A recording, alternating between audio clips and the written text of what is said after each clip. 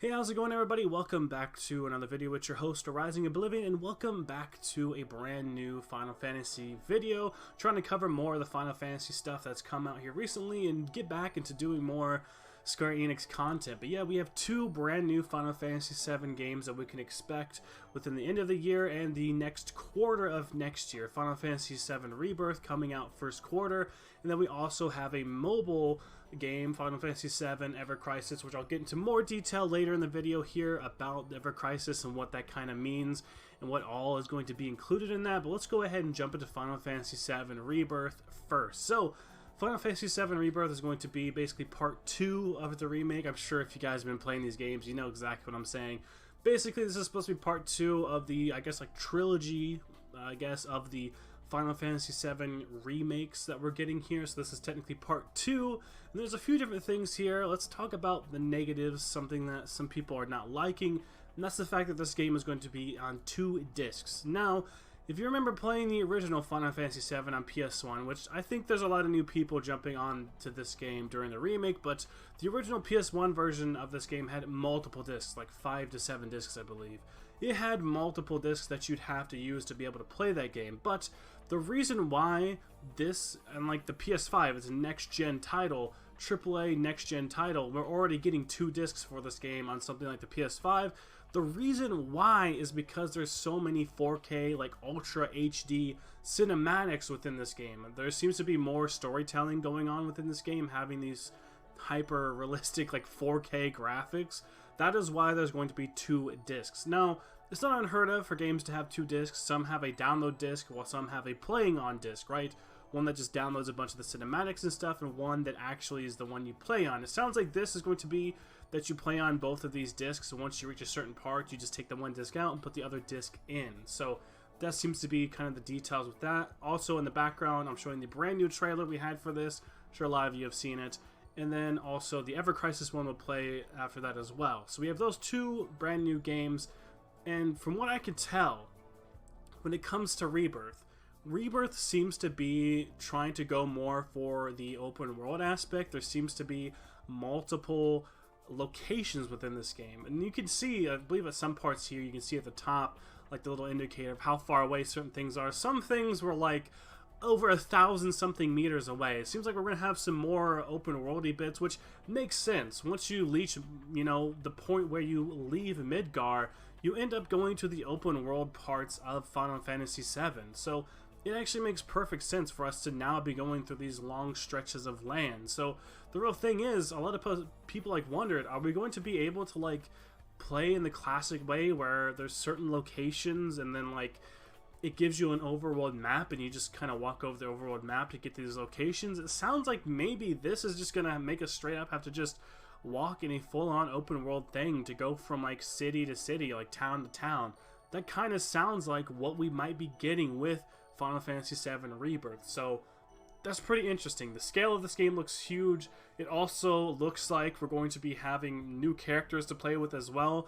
As you see in the trailer, Red 13 is someone that you can actually fight with. Finally, we have Red 13 on the team, and also shown Yuffie. If you played the Yuffie DLC, the Intergrade, on the PS5, you kind of already know a bit about Yuffie. It looks like Yuffie can now join on the team, so we have more characters that we can have on our team here. A bigger open world aspect for this. 2 discs, so it seems like we're going to be having a lot of cutscenes and stuff. If you remember playing the original game, a lot of the story elements start really to unfold once you leave Midgar, and it sounds like that is what's going to be happening with this game. We're finally leaving Midgar. We're finally having a much bigger, you know, roster of characters for us to have. I assume we can't have them all on, so we can probably pick different characters that works for us. And it looks like this is going to be a pretty big game. 2 discs.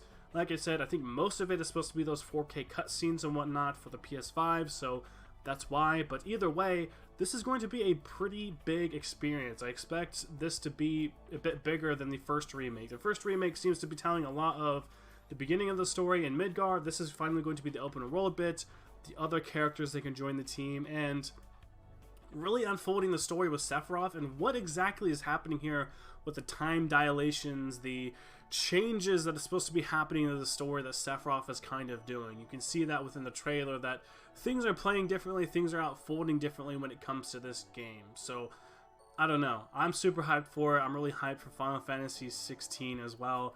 We're going to have a lot of games to be playing, guys, and it blows my mind, all the different stuff we have here. But let's move on over to Final Fantasy VII Ever Crisis. So Final Fantasy VII Ever Crisis is going to be a game releasing on iOS and Android, so most of the phones that are out there can play this game. And yes, it is a mobile game, and yes, it is going to be based off of a kind of loot box scenario, and new episodes are going to be added to this game episodically. So don't expect it all to be there. It's going to be episodically. It's still going to be going on the active time battle system, similar to the original Final Fantasy VII, which, with that in mind, this is kind of supposed to be a recap of the original game.